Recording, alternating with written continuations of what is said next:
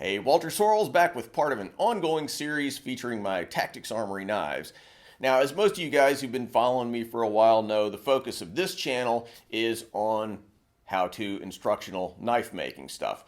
But this year, I'll be occasionally adding videos like this one to the channel. Basically informational videos promoting my Tactix Armory line of knives that are going to be posted on tactixarmory.com.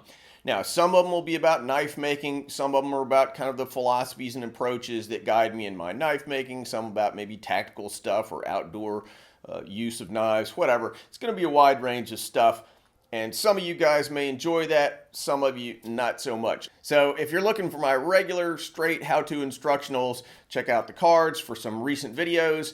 Otherwise,